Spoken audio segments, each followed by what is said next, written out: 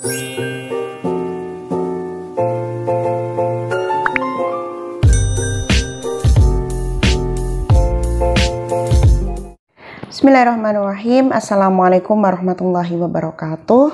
Halo teman-teman semuanya, gimana kabar kalian hari ini?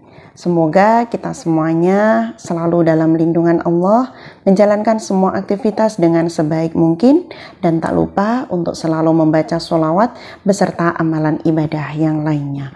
Allahumma sholli ala Sayyidina Muhammad wa ala ali Sayyidina Muhammad. Di video kali ini saya akan berbagi kisah nyata dari keajaiban membaca sholawat beserta amalan ibadah yang lainnya, dan ini nanti saya akan bercerita dari 3 testimoni dari membaca sholawat, keajaiban membaca sholawat. Yang pertama terjadi pada Mbak Mirantia Yulianti, yang kedua dari Mas Surya Aji, dan yang ketiga adalah dari Mbak Dava Farida. Bagi teman-teman semuanya yang ingin berbagi testimoni mengenai dari keajaiban sholawat beserta amalan ibadah yang lainnya, bisa menghubungi pada nomor WA saya dan juga bisa memfollow IG saya, Miss Aini Berbagi. Seperti yang sudah kita ketahui semuanya, bahwasanya ketika kita memiliki sebuah hutang, maka ada kewajiban bagi kita untuk mengembalikannya. Terutama ketika kita itu meminjam dengan pinjaman online yang sekarang ini sudah marak sekali beredar di masyarakat, bahwasanya pinjaman online ini pinjaman yang mudah, pencairannya juga mudah, tidak berlibet-libet, tidak harus menggunakan ini itu, tapi ada satu hal, yaitu bunganya yang sangat tinggi. Nah, di sini nanti untuk yang pertama, Mbak Miranti ini nanti beliau ini meminjam pinjol atau pinjaman online itu sekitar 100 juta dan dalam kondisi beliau ini sedang hamil. Untuk ceritanya kita mulai dari yang pertama. Ini kita baca bersama-sama ceritanya ya, semoga kita bisa mengambil hikmah dari cerita yang beliau sampaikan ini. Saya tahun kemarin hamil bulan Desember. Saya punya hutang pinjol gara-gara tutup lubang, gali lubang sampai ada 100 jutaan. Masya Allah. Jadi beliau ini punya hutang pinjol, pinjaman online itu kurang lebih 100 jutaan karena gali lubang, tutup lubang. Dari pinjol 1 beliau punya hutang belum selesai, waktunya jatuh tempo, dia pinjam lagi ke pinjol yang lainnya. Akhirnya gali lubang, tutup lubang, dan jumlahnya ada 100 juta. Di posisi hamil, saya milih pulang ke rumah orang tua saya, dan suami sayang di rumah orang tuanya. Jadi karena dia itu posisinya hamil, sudah hampir melahirkan, dia pulang ke rumah orang tuanya dan suaminya di rumah orang tuanya atau di rumah mertuanya. Selama 9 bulan saya hamil dengan kondisi keuangan yang prihatin. Nggak jarang dikasih uang karena habis-habisan buat bayar hutang selama hamil. Masya Allah, ketika hamil itu dia harus membayar hutang, harus melunasi hutangnya yang lumayan seperti itu ya, hampir 100 jutaan kan. Nah, jadi dia pada waktu itu nggak dikasih uang karena uangnya habis untuk membayar hutang-hutang tersebut. Kemudian dia bilang, Alhamdulillah selama 9 bulan gak pernah berhenti sholat tahajud, duha, ngaji, dan sholawat. Alhamdulillah, Masya Allah. Jadi ketika beliau hamil ini, beliau gak lupa untuk membaca sholawat, kemudian mengaji, sholat tahajud, sholat duha dia lakukan setiap hari. Pas di dekat HPL anak di kandungan saya, tiba-tiba gak ada pergerakan. Saya ke RS, kata dokter anak saya sudah meninggal dunia sedari dalam kandungan hari Selasa. Sekiranya maksudnya dia anaknya itu sudah meninggal. Pada waktu itu anaknya nggak ada pergerakan, perutnya itu nggak ada pergerakan anaknya. Setelah dibawa ke RS ternyata anaknya sudah meninggal. Kemudian dia juga bilang, hari Selasa saya melahirkan, berjuang melahirkan normal dengan posisi anak saya yang sudah meninggal. Pada hari itu, dia pada hari Selasa, waktunya HPL itu, mendekati HPL tersebut, nggak ada pergerakan, dan akhirnya hari Selasa dia melahirkan, dan alhamdulillah tanpa disesar gitu. Karena kalau kita tahu ketika disesar itu kan pasti membutuhkan banyak biaya ya. Dan alhamdulillahnya mbaknya di sini tidak disesar dan keluar dengan normal. Saya berjuang melahirkan normal dengan posisi anak saya yang sudah meninggal. Hari Selasa itu juga Allah lunasi hutang-hutang saya. Masya Allah, ketika dia melahirkan, ternyata pada waktu itu Allah melunasi hutang-hutangnya. Allah memang adil.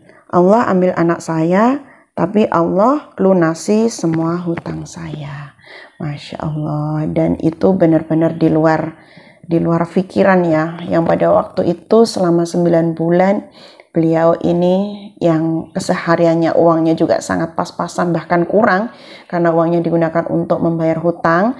Alhamdulillah disitulah pertolongan Allah.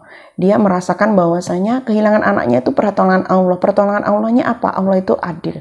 Pada waktu itu Allah mengambil anaknya, tapi di sisi lain Allah melunasi hutang-hutang tersebut. Masya Allah. Jadi hutang-hutangnya itu sudah lunas bersamaan dengan meninggalnya anak tersebut. Dan bersamaan dengan lahirnya anak tersebut pada hari Selasa.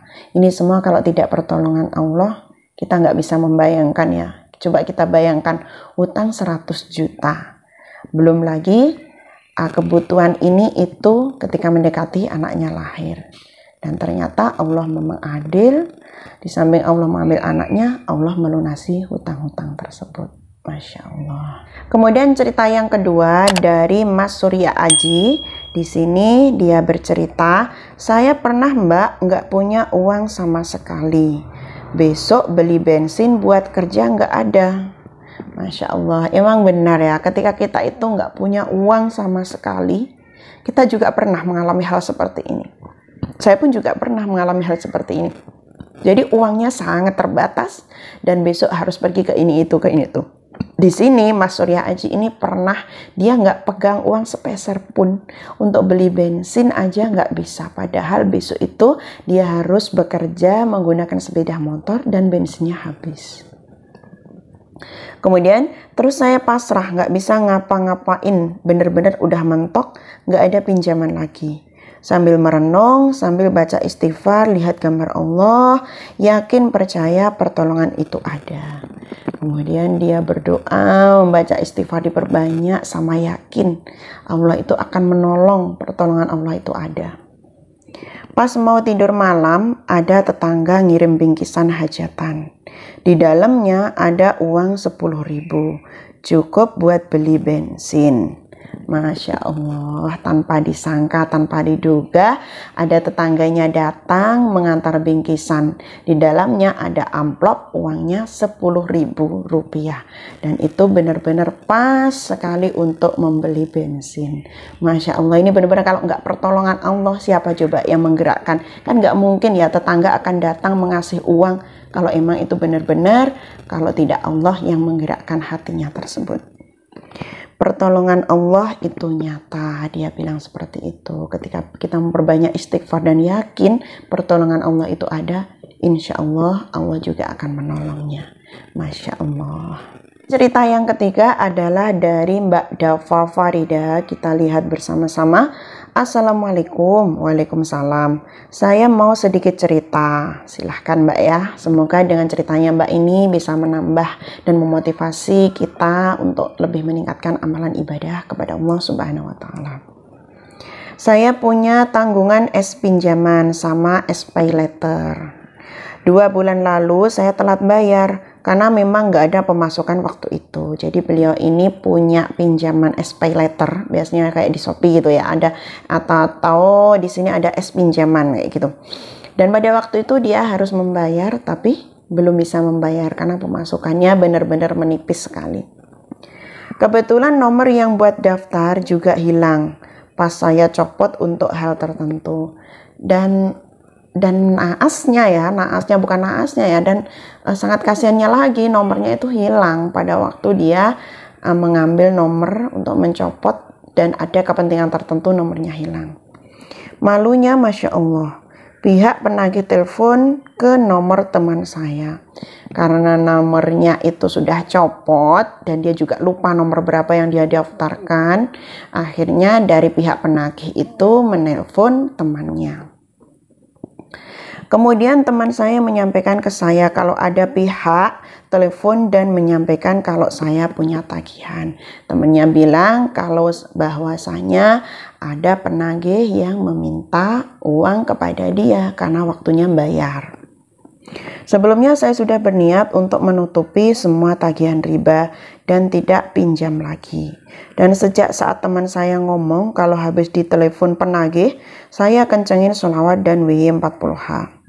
Kemudian ketika itu penagihnya bilang ke temannya, kan dia juga di samping malu dia juga harus membayar, padahal pada waktu itu uangnya kan juga belum ada ya, pemasukannya menipis sekali. Akhirnya dia kencengin membaca sholawat dan membaca surat Waqiah Yasin.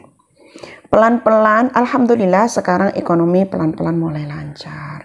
Alhamdulillah setelah itu, setelah dia kencengin sholawat, setelah dia kencengin membaca surat Waqiah Yasin, akhirnya pelan-pelan sedikit demi sedikit ekonominya mulai lancar. Walaupun hutang saya belum ketutup semua, seenggaknya hati sudah mulai tenang. Alhamdulillah, walaupun hutang-hutang yang besar itu belum tercapai semuanya, belum lunas semuanya, tapi sedikit banyak sudah banyak pemasukan, akhirnya bisa melunasi hutang tersebut, walaupun itu sedikit demi sedikit. Nah, di sini juga bilang beliaunya, seenggaknya hati sudah mulai tenang. Alhamdulillah. Karena apa? Dengan ketenangan hati ini kita bisa berpikir lebih jernih lagi. Bagaimana cari solusi, bagaimana cari pemasukan agar bisa melunasi hutang-hutang tersebut. Dari ketiga cerita ini kita bisa mengambil hikmah bahwasanya ketika kita semuanya memiliki sebuah permasalahan dan kita segera mungkin ingat Allah, kita segera mungkin mengembalikan semuanya pada Allah, insya Allah di situ Allah juga akan menurunkan beberapa pertolongan tersebut. Ada yang pertama tadi mulai menurunkan beberapa hal sehingga bisa melunasi hutang-hutangnya. Ada lagi yang menurunkan pertolongan melalui tetangganya yang mengirimkan sebuah bingkisan, di dalamnya ada uangnya. Ada lagi yang melalui temannya. Banyak sekali pertolongan-pertolongan Allah yang mana itu adalah di luar nalar kita, di luar pemikiran kita. Ketika kita itu semua memasrahkan pada Allah dan yakin bahwasanya pertolongan Allah itu akan ada, akan datang, insya Allah Allah juga akan menolong kita. Dan yang paling penting lagi, gak hanya berdoa saja, tapi kita juga harus berikhtiar dengan sekuat tenaga. Entah ikhtiarnya itu dengan jalan apapun, yang penting semuanya itu adalah halal dan kita berniat untuk melunasi hutang-hutang, melunasi amanah yang akan kita sampaikan, yang akan kita selesaikan. Semoga video ini memberikan hikmah kepada kita semuanya, menjadi motivasi pada diri saya sendiri dan juga mengajak pada teman-teman semuanya untuk selalu meningkatkan amalan ibadah dalam keadaan apapun. Wa akhiran, wassalamualaikum warahmatullahi wabarakatuh.